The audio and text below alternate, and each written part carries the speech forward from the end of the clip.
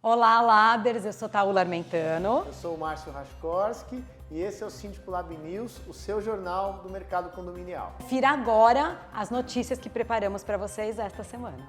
Prédios tortos de Santos. São mais de 300. Será que dá para desentortar? Prédios novos sem ar-condicionado. Saiba como resolver. Síndico Lab Company. Dicas para melhor uso nas telas da Eletromídia. Que bomba é essa? Tudo o que você precisa saber sobre os contratos das bombas. Além, é claro, das respostas às perguntas que vocês mandam para a gente responder e as nossas dicas culturais de toda semana, então fique com a gente.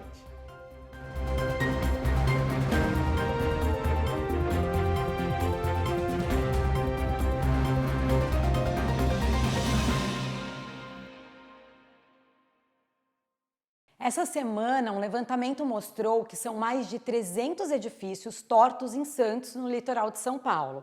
Mas como os prédios ficaram assim? E o mais importante, é possível desentortar? Confira a nossa matéria, nós entrevistamos um engenheiro especializado no assunto, Roda VT. E aí, pessoal do Síndico Lab, tudo bem? Hoje a gente está aqui com o José Eduardo, que é engenheiro. Ele desentortou aquele famoso prédio em Santos, que chamavam de torto, né, José? E a gente chamou ele aqui para falar um pouquinho sobre essas questões, né, que acontecem, acabam ocorrendo, que são bem fortes em Santos, principalmente, né? A gente vê que tem vários casos. Queria te perguntar já, José, o que faz o prédio entortar? O problema principal foi que, na época, uma ganância da indústria imobiliária, ela alterou o gabarito, né, forçou-se que alterou o gabarito de 9 para 17 andares.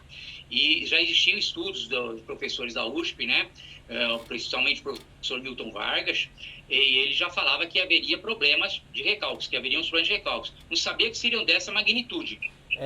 Como foi esse processo, né, para arrumar esse famoso prédio e por que as pessoas não fazem isso mais? Ele é um processo caro? Começaram a se falar muito de tentar alguma solução, e um professor da Universidade de São Paulo, ele foi dar uma palestra em Santos, o professor Dr. Carlos Eduardo Moreira Maffei, e ele se propôs a fazer um estudo. O síndico do prédio na época, né, já falecido, Dr. Ari Ribeiro Gomes, era um médico, e ele procurou o Dr. Maffei e perguntou se haveria uma solução. E o Dr. Maffei se interessou e foi estudando. Ele apresentou uma solução, né, a projetista apresentou essa solução e me indicou para que eu fosse o engenheiro responsável para executar a obra. Esse estudo ele demandou uns 2 anos assim, iniciais, né? E aí bolou-se que ia se fazer nesse bloco da frente, o bloco A, do Núncio Malzone, estacas profundas nas duas laterais dele. Essas estacas elas chegavam a 55 metros. Depois foi executada as vigas de concreto, que elas amarravam nos pilares existentes do prédio. E entre essa fundação nova, essas estacas profundas e essa viga, foram colocados macacos hidráulicos, 7 macacos de cada lado, e começamos a fazer o macaqueamento, tentar fazer o renivelamento. E aí, em mais ou menos um mês e pouco, nós colocamos o prédio no prumo, né? Então, a parte de prumo mesmo, quando a gente entendeu como funcionava, em menos de 2 meses o prédio ficou verticalizado. Depois que o prédio foi verticalizado, né, os valores subiram 10 vezes, entendeu? Naquele bloco A do Núncio Malzone, ele não me lembro, mas era uma área útil próximo 300 metros quadrados, era um por andar, né? E ele valia, tipo, naquela época, em 2000, foi leiloado por 20 e poucos mil reais, e depois foi vendido logo em seguida por 350 mil, Nossa. Entendeu? Então valoriza muito um prédio assim, né? Ele valoriza realmente. José, muito obrigado, viu? A gente espera que tenha mais pautas aí, porque a gente possa ter você como fonte. Agregou bastante valor aqui à nossa matéria. A gente agradece a essa participação. Eu que agradeço, espero poder passar para condôminos da área de vocês, para os síndicos, entendeu? Né? Poderem fazer umas decisões nessa e em outro tipo de obra que venha. Tá bom, obrigado, viu, José? Bom, é uma questão de solo, né? Uma questão geológica. E de fato, você vai na Praia de Santos, eu lembro há muitos anos que eu fui lá e dá uma aflição, porque os prédios são tortos de verdade. Eu estou lembrando aqui, estou pensando aqui, fazendo um exercício, eu ia ter muito toque, eu não ia conseguir morar nesses apartamentos, porque eu gosto muito de ficar ajeitando as coisas na hora de dormir. É um toque que eu tenho, uma mania que eu tenho. E antes de dormir, todo dia, eu em casa dou uma volta assim, fico vendo os enfeites e fico ajeitando para ficar tudo retinho, tudo simetricamente em ordem. Até a luz eu deixo um abajur aceso, tudo, e fico olhando de longe assim para ver se está torto. Se eu morasse nesses apartamentos, eu ia ficar doido, que eu não ia dormir, tentando ajustar as coisas. Enlouqueceu, Márcio, hein? Márcio, sabe uma curiosidade que eu achei muito interessante, ele fala na nossa matéria? Teve gente que veio do México, da Itália, porque lá também tem edifícios que são tortos, para saber qual foi a técnica utilizada aqui no Brasil, em Santos, para desentortar os prédios. Olha que interessante. É muito legal. E acaba virando meio que uma atração turística. Um monte de gente vai lá, até estudante de arquitetura, as turmas vão até Santos para entender por que aconteceu aquilo, quais os riscos, se tem jeito de desentortar. Então é bem legal, um assunto bem bacana. Aliás, aqui no Síndico Lab News, a gente quer trazer notícia quente, claro, do que acontece na semana, a gente quer falar dos nossos patrocinadores, mas a gente quer também falar de curiosidade, das coisas que talvez a gente possa aumentar o nosso rol, a nossa cultura relacionada ao mercado imobiliário, até para a gente ter assunto, né, conversar com os colegas. Então essa matéria ficou muito legal. E isso é um tema muito interessante, muito comentado. Se a gente fizer uma pesquisa, vai ter muita matéria falando sobre essa questão dos prédios tortos de Santos. E uma outra coisa que eu acho que é super importante a gente falar aqui é que os prédios estão sendo, né, passaram por essa inovação, essa tecnologia de fazer o prédio ficar ali alinhado certinho, por uma questão até de conforto para quem mora, como você mesmo disse. Imagina você morar num lugar que a água corre para o lado contrário, que é o que acontece muitas vezes nessas edificações. Agora, outra curiosidade é que quando eles planejaram, fizeram todo o projeto, imaginou-se que ficaria mais em conta para os próximos prédios também poderem desentortar. E aí não, ficou mais caro, porque como é uma tecnologia inovadora e tudo, as pessoas que conseguiram desenvolver, então acho que até um pouco de frustração, né? Agora, será que se desentortasse todos os prédios, a Orla de Santos ficaria tão charmosa? Então, você sabe que, só para concluir aqui, Santos é uma cidade que muita gente, quando se aposenta, resolve ir morar lá pela qualidade de vida. Então é um lugar muito bacana mesmo, e tem muita gente de idade, muita gente já mais tranquila, que vai passear de manhã, vai caminhar, vai na praia. É uma bela cidade. Além de um crescimento imobiliário ali maravilhoso, né? Acho que a orla, uma das orlas mais importantes que a gente tem realmente aqui no nosso Brasil, fica lá em Santos. Que bacana, né? Bom, gente, com esse clima doido, né, que está em São Paulo, e com esse calorão, o ar-condicionado virou motivo de briga judicial. Isso porque uma construtora em Limeira entregou o condomínio sem o suporte para o ar-condicionado, e aí o prédio, será que está condenado a nunca ter ar-condicionado? Será que tem uma solução técnica para isso? E a gente foi atrás, foi conhecer esse caso. Salve, salve, Lavers! Tudo bem com vocês? Muitos condomínios não têm preparado a infraestrutura elétrica para poder instalar ar-condicionado na unidade privativa. E isso, infelizmente, é mais comum do que você pode pensar.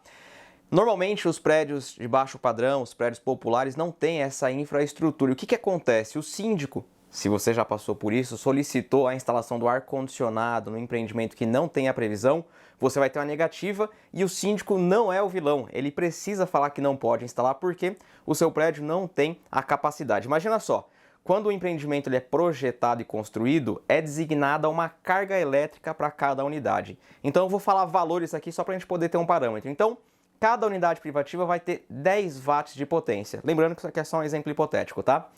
Se você coloca um ar-condicionado, esses seus 10 watts de potência você vai ultrapassar. Você vai passar a consumir 20 watts de potência. De novo, são valores hipotéticos só para você poder entender. E o que vai acontecer? A sua instalação foi projetada para trabalhar com 10.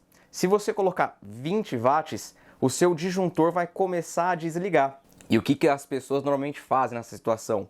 Trocam o disjuntor e colocam um de maior capacidade. O disjuntor não vai mais desarmar, só que aí o seu cabo elétrico vai pegar fogo. E a maioria dos incêndios que acontecem em condomínio são provenientes a falhas elétricas. Então, você não pode colocar ar-condicionado em condomínios que não foram projetados para isso. Felipe, tem como eu modificar a minha instalação elétrica? Tem. É possível você mudar o seu empreendimento. Só que não vai ser uma modificação somente na sua unidade. Vai ser preciso mudar o empreendimento todo. Então, o seu quadro de energia, o seu disjuntor, o cabo que liga o seu apartamento até o centro de medição, o disjuntor do centro de medição, o cabo que vai do centro de medição até a rua e inclusive o transformador da concessionária. Vamos continuar com o exemplo aqui de 10 watts por unidade. Se o empreendimento tem 10 unidades, ele foi projetado, o transformador da concessionária que está lá na rua, no poste, ele foi projetado para poder aguentar 100 watts, 10 vezes 10, 100. Se todo mundo coloca ar-condicionado e você troca toda a infraestrutura elétrica do prédio interna e não muda a externa, antes você tinha 100 watts de potência, agora você tem 200 watts, então o transformador da rua vai explodir. É possível, você consegue fazer, não é uma obra simples, é uma obra relativamente complexa e de alto valor, só que na engenharia tudo é possível. Então, se no seu prédio, já fica a dica, primeira coisa que você precisa saber é se ele tem capacidade para instalar ar-condicionado. Se não tiver, conversa com o síndico e tenta fazer um projeto para mudar, e não somente a sua unidade, de todo mundo. Beleza? Márcio, Taula?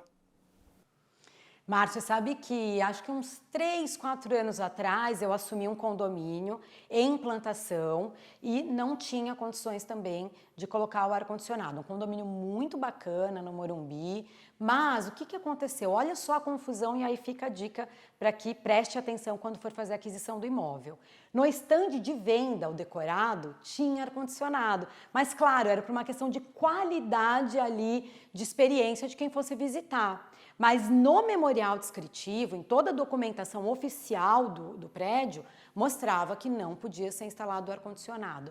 Foi um pepino fazer a implantação, as pessoas começavam a fazer ali, escreviam até lá na RT que ia ter o ar-condicionado e a gente tinha que brecar. Então, tem como resolver, como a gente bem viu na matéria, por vezes é caro porque tem que entrar com um novo projeto de demanda e tudo mais, mas tem solução para a maioria das vezes, né? Uma coisa importante aí, falando como advogado, é que muitas vezes o consumidor que é leigo, né? Ele não consegue entender e ler o memorial técnico, compreender que ali não pode, por exemplo, ter ar-condicionado.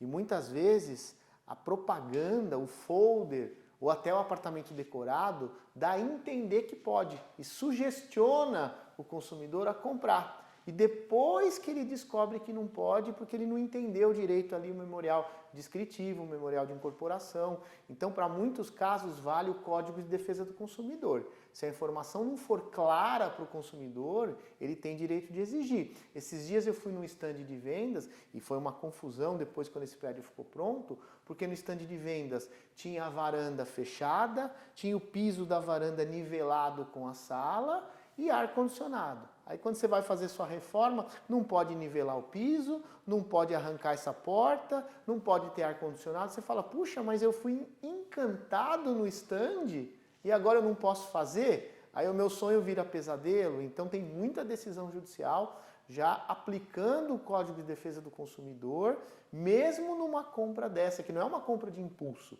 é uma compra que você faz planejada, mas ainda assim prevalece a clareza da informação. Se não tem lá uma placa dizendo este ar-condicionado é meramente ilustrativo, o seu empreendimento não tem previsão para ar-condicionado, se não tiver isso claro, o consumidor depois pode exigir. E também fica uma dica para os prédios antigos. Tem muito prédio que foi entregue, não está especificado, em lugar nenhum se pode ou não colocar ar-condicionado, aí ficam aquelas dúvidas na Assembleia. Então, super importante, questões de demanda, questão de como adequar, tem solução, Felipe explicou sobre isso, mas o importante é, se é prédio novo, avalia direitinho, como o Márcio falou, para não cair numa enrascada depois e não sobrar para o coitado do síndico ter que resolver também isso, né? Mas você sabe, Taula, que as coisas mudaram, né? E os aparelhos de ar-condicionado, eles ficaram muito mais modernos e eles consomem muito menos energia do que consumiam antes. Então, teve um prédio que eu fui que todo mundo falou assim, mas não pode pôr ar-condicionado porque vai ter um super consumo. E aí o consultor, o engenheiro elétrico que foi lá, falou, olha gente, a torneira elétrica que vocês têm aqui na pia gasta muito mais energia do que o ar-condicionado. Então é só fazer aí talvez uma troca, uma substituição e faz um reforço nos fios, enfim, hoje em dia é mais fácil achar solução. Tem estudos específicos, pessoas especializadas que podem visitar o condomínio, analisar a demanda e propor como resolver esse problema de maneira pacífica entre os condôminos, né? É isso aí, você sabe que agora uma curiosidade, eu estou falando muito das minhas particularidades, dos meus defeitos, né? Mas uma outra particularidade, eu não suporto ar-condicionado. Pode estar o calor que for, eu não uso no carro, deixo a janela aberta. Em casa, no meu quarto, por exemplo, nunca teve ar-condicionado. As pessoas dormem no ar-condicionado, eu não consigo.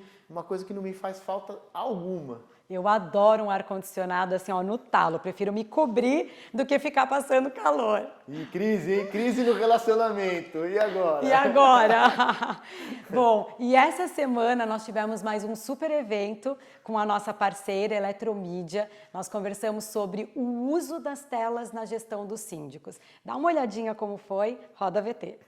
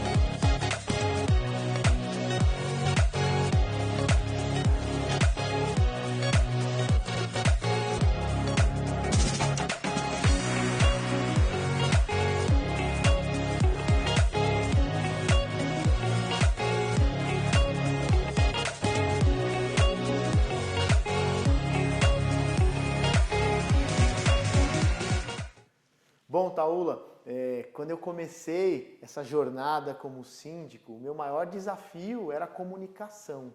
Como é que eu me comunicaria com os moradores, um morando em cada canto, cada um num horário, e o que eu fazia? Colava as coisas no elevador, papelzinho, colocava aqueles negócios de acrílico, enfiava a cartinha dentro, aí alguém pegava a cartinha e me xingava, fazia uma maldade ali, às vezes, enfim, fazia um comentário ruim.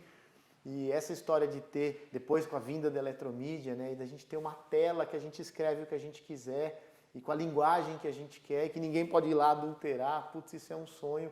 Eu sempre fui fã disso, e agora que a Eletromídia explodiu, né, para onde você vai tem tela da Eletromídia, e de uma forma muito mais interativa, você bate lá com o QR Code, você tem acesso à matéria, você consegue fazer um monte de coisa. É o sonho. Lá no começo da minha carreira, acho que o maior desafio era a comunicação. Hoje em dia, para o síndico, isso aí virou bobagem, né?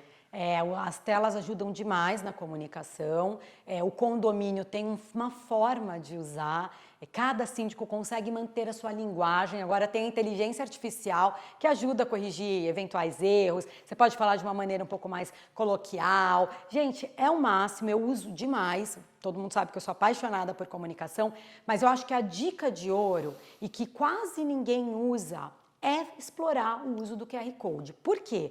Por vezes a gente tem informações que têm que ser melhor detalhadas. Então chama atenção ali na tela para que existe um comunicado, coloca o QR Code, o morador entra ali, só tagueia e consegue ler o comunicado na íntegra. Tem muitas facilidades. Comunicação é sempre bem-vinda. Quanto mais transparência, quanto a pessoa se sente mais parte do dia a dia do condomínio, menos ruído tem e a vida da coletividade fica melhor. Boa.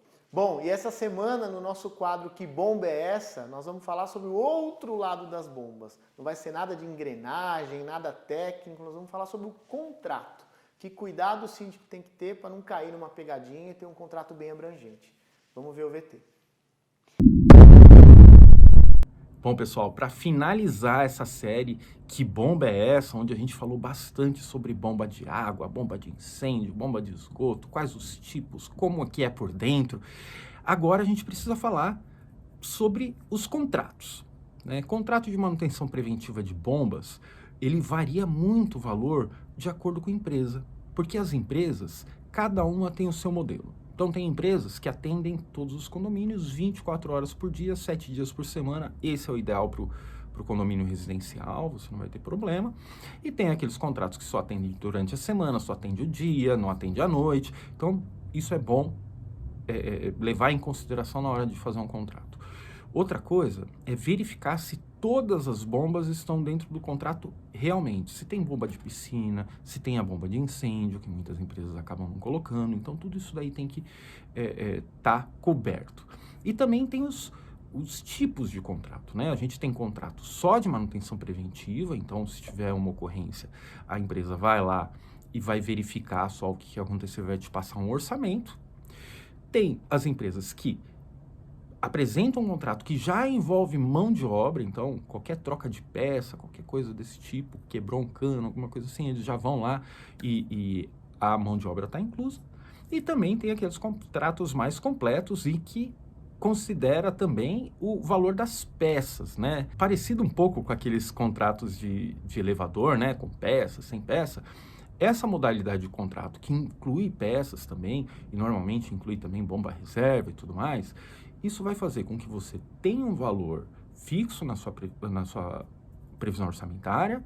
Isso daí vai ajudar a você ter um controle maior de gastos e no final a gente já fez algumas experiências e viu que realmente é melhor ter um contrato completão para não ter que depois ter surpresas aí no meio do ano.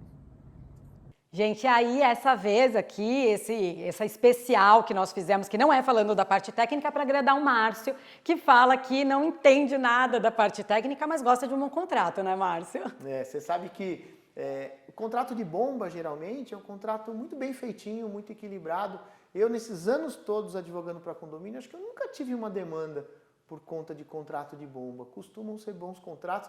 O que a gente sempre fala, né, que é o importante em qualquer contrato? O escopo muito bem definido, né? O que está ali contemplado como manutenção, o que não está contemplado, ter uma cláusula importante de rescisão, que se você quiser trocar a empresa, você dá um aviso prévio, 30 dias, não tem multa, não tem penalidade, e você está livre para contratar outro fornecedor. Eu acho que é importante também determinar como vão ser as visitas de emergência.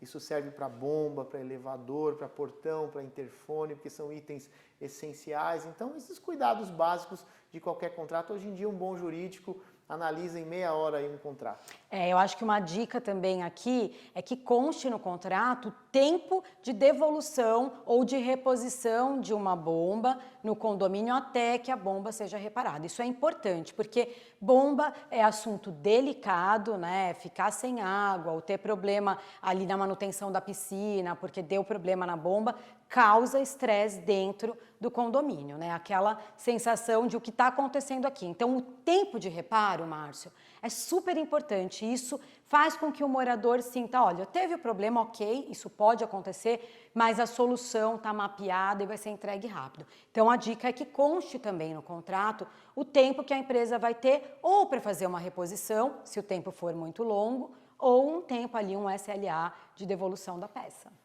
Taola, só para finalizar esse assunto, você sabe que eu não sou muito de ficar fazendo propaganda de empresa, cada um tem a sua empresa de preferência, mas esses dias eu fui convidado para conhecer uma empresa aqui em São Paulo que chama CBE Bombas. E eu achei que ia ser uma empresa de bomba como qualquer outra. Taola, eu cheguei lá, tomei um susto, é uma empresa gigantesca, tinham centenas de bombas lá, eles fazendo manutenção na hora, eu entendi toda a engrenagem, entendi a importância daquilo, eu fiquei chocado com o tamanho daquela empresa. Aí os prédios que eu cuidava, eu saí trocando todas as empresas pela CBE, porque, nossa, eu fiquei positivamente assim espantado com o tamanho da empresa, com a estrutura. Eu falei, gente, eu pensei que ia ser uma oficina pequenininha, uma lojinha. Você conhece, não? Conheço, já tive boas experiências. Uma das coisas que a CBE fez que me ajudou muito num condomínio gigante, que eu atuei aqui até pouco tempo, eles me auxiliaram fazendo um mapeamento de todos os equipamentos do condomínio. A gente começou a colocar aquelas plaquinhas mesmo de controle, né, de ativo do condomínio. Isso ajudou muito. Por quê? Porque quando a bomba vai para conserto, você consegue mapear, olha, ela foi, tem menos de 6 meses, tá custando quase a metade do preço para fazer o reparo, aí vale a pena pensar numa nova. E aí eles te ajudam a fazer esse diagnóstico. Então, isso é legal, ter esse inventário quando eles entram, é muito bacana e eles entregam isso também. Então, é uma boa dica. Boa. Gente, um assunto terrível. Essa semana, um síndico que tomou uma cusparada de um morador vai ser indenizado. O morador vai pagar R$ 3.500 por conta disso. Ele estava muito bravo porque estava faltando água no condomínio. O caso é do Distrito Federal e a gente acabou de falar aqui de bomba, da importância e de como isso causa um desconforto no condomínio quando está faltando água. Agora, uma cusparada, R$ 3.500 ficou barato. Eu acho que valeu, sabe? Porque também falando como advogado, a indenização não tem o condão, não tem o viés de fazer alguém enriquecer. Não é isso. A indenização é pedagógica. E acho que de forma pedagógica valeu muito. E tá bom, 3.500 ficou equilibrado, ele vai pensar 10 vezes antes de fazer de novo. Na reincidência, na próxima, aí quem sabe a indenização vai ser maior, mas ele não vai fazer não, vai ficar com vergonha. Fora que, dependendo do tipo de agressão, essa foi uma cusparada, mas se fosse uma agressão física, um tapa, um soco, alguma coisa, a pessoa perde a primariedade. Ela não vai presa, nada disso, pela agressão, mas se tiver um processo criminal, perde a primariedade. Na próxima, já não vai ter tanta moleza, porque já vai ter uma condenação. Então, é bom tomar providência. Tem que fazer o que esse síndico fez. Entrou com ação judicial, ganhou, agora publica lá a sentença para todo mundo ter ciência e segue a vida e o cara vai morrer de vergonha, essa é a verdade. E ainda ajuda os demais síndicos a poder utilizar, né, esse julgado também, essa sentença em favor da coletividade condominial. Agora, Márcio, eu quero fazer um comentário aqui com você, quero que você me diga o que você pensa sobre isso. As pessoas, parece que quando entram no condomínio, esquecem que tem leis, que tem regras, que existe uma questão de cordialidade, respeito. Claro que eu não estou generalizando, mas como num caso como esse, será que essa pessoa cuspiria ali no seu chefe porque teve um problema, ou no seu parceiro de trabalho? Gente, as relações condominiais, principalmente quando tem um síndico externo ali trabalhando, é uma atividade profissional. Ele está ali desenvolvendo. Como assim leva um cuspe? Não pode, a gente não pode mais aceitar esse tipo de coisa. Mas você sabe, Taula, que a minha visão é otimista. Eu acho que melhorou. Tem um outro sociopata, né? Isso é sociopata. O cara que cospe em alguém porque está faltando água é um sociopata, não tem jeito, mas eu acho que melhorou. Eu acho que até por conta dos grupos de WhatsApp, as pessoas estão se contendo mais, por conta das assembleias digitais, as pessoas estão se controlando mais. Os prédios estão lotados de câmera, então as pessoas têm vergonha porque vai ficar gravado e sabe que vai ter repercussão. Então, na minha avaliação, melhorou bem. E melhorou também porque o judiciário melhorou. Hoje em dia a gente tem decisões riquíssimas, né, os juízes metendo a caneta mesmo quando acontece esse tipo de coisa, porque é uma sociopatia, mas no fundo você causa impacto, gera dano moral, dano material para quem sofreu a agressão, e o Poder Judiciário está de parabéns porque as sentenças têm sido muito, muito modernas, muito legais, prestigiando cordialidade, bom convívio, prestigiando educação. Então, como advogado, estou bem contente. Eu aqui como síndica, vou puxar a sardinha para o nosso lado, eu estou contente com os síndicos que não estão deixando passar, encarando isso como tudo bem, pode me tratar de qualquer jeito, porque afinal de contas tem o contrato. Então, de parabéns, a gente tem mesmo que valorizar a atividade que a gente desenvolve nos condomínios. O Márcio sempre otimista, eu nem tanto, não acho que melhorou tanto assim como ele está falando, mas acho que os síndicos tomaram coragem de fazer valer o seu direito e aí buscar decisões judiciais tão bacanas como essa. Boa, só para concluir e fechar, tanto eu acho que melhorou um pouquinho o cenário, que a gente vê uma diminuição daqueles famigerados e horrorosos abaixo-assinado para destituir síndico, que nasce do nada, da noite para o dia, me diminuiu. Há uns anos atrás isso era direto, tinha muito, hoje em dia não. As pessoas estão dialogando mais, conversando mais. Eu sinto um bom ambiente melhorando, mas às vezes eu sou meio romântico, né? Eu já vou também puxar a sardinha para o nosso lado, esse assunto não vai acabar hoje, Mas eu acho que os síndicos melhoraram a qualidade de entrega também e, por consequência, fica mais difícil esse movimento político da destituição. Ela ainda existe, por vezes, por politicagem, é natural, né, Márcio? A gente sabe que as pessoas vivem, o mundo vive muito polarizado, e isso pode acontecer. O condomínio é o retrato também um pouquinho da nossa sociedade, mas acho que tudo está melhorando. Vamos ser otimistas, vou entrar no seu barco dessa vez, só para a gente não ficar discordando no ar. Mas eu concordo com você, gente, como melhorou, né? Esses dias eu fui participo sempre, mas de uma assembleia de concorrência, né? De alguns síndicos que estavam ali concorrendo para que fossem eleitos para cumprir um mandato de 2 anos. Eu assisti 3 apresentações, as 3 incríveis, super envolventes, com um monte de ferramenta de tecnologia, com uma baita estrutura. E, nossa, não tinha isso há pouco tempo atrás, né? Melhorou, você tem razão. Bom, pessoal, e chegou a hora então que a gente tira as dúvidas que vocês nos mandam.